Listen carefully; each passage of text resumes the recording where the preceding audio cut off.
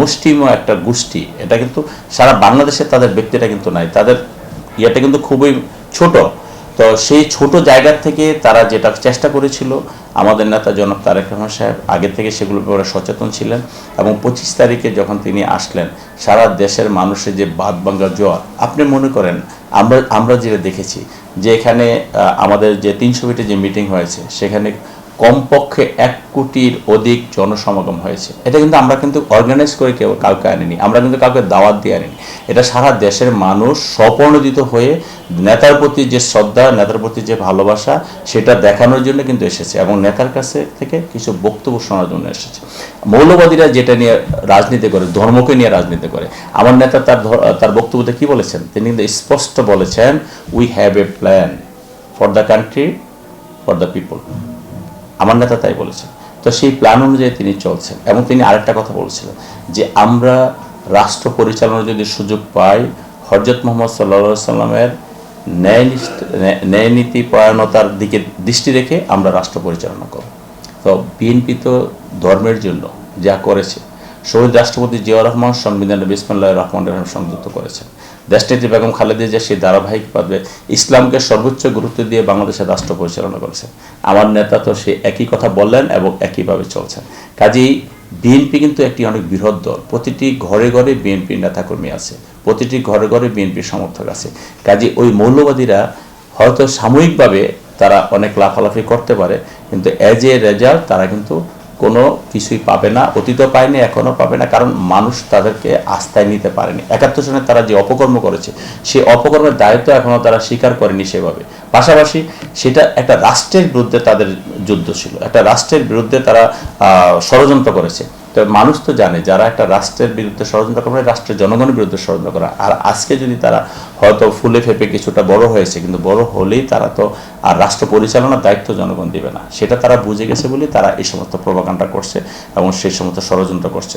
তাই আমাদের ধারণা এবং আমাদের বিশ্বাস, ইনশাল্লাহ আমাদের নেতা জনাব তারেক রহমান যে লাইনে রাজনীতি করছে, যেভাবে রাজনীতি দেশের মানুষের জন্য, তিনি কিন্তু সবসময় একটি কথা বলেন, দেশের জনগণকে ঐক্যবদ্ধ থাকতে হবে, দেশের জনগণের জন্য রাজনীতি করতে হবে। আমরা কিন্তু সেই ধারায় রাজনীতি করছি।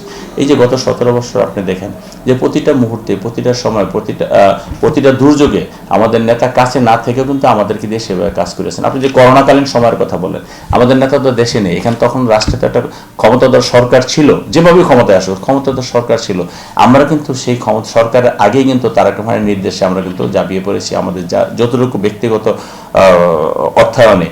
আপনার যার যেখানে করোনার সময় একজন বাবা মারা গেলে তার সন্তান তাকে দাফন করতে যায় না, সন্তান মারা গেলে তার বাবা দাফন করতে যায় না, সেখানে কিন্তু আমরা নিজেরা স্বপ্রণোদিত হয়ে আমরা জনগণের পাশে গিয়েছি, জনগণের জন্য কাজ করেছি, জনগণের অক্সিজেন সিলিন্ডার দিয়েছি, জনগণকে ওষুধ দিয়েছি, যেখানে খাদ্যের অভাব ছিল সেখানে খাবার দিয়েছি, যেখানে অর্থের অভাব ছিল হয়তো পরিমাণে সেটা কম ছিল কিন্তু আমরা কিন্তু দিয়েছি। কাজে এইভাবে কিন্তু বিএনপির ভারপ্রাপ্ত চেয়ারম্যান জনাব তারেক রহমান দেশে অনেক অনেক জনপ্রিয় হয়েছেন।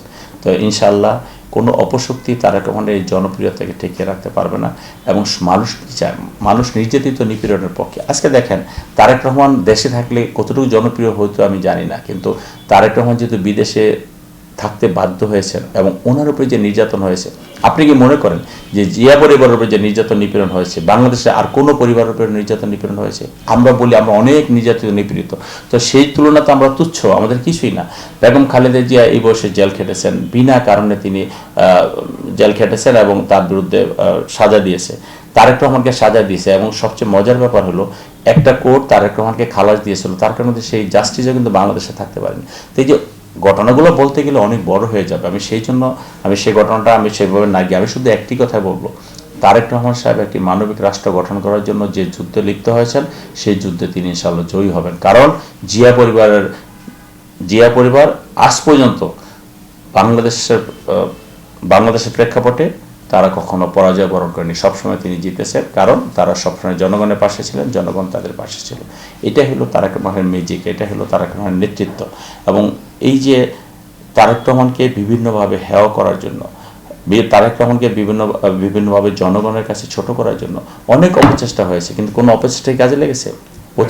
25 তারিখ কিন্তু সেটা বাংলাদেশের জনগণ সেটা প্রমাণ করেছে।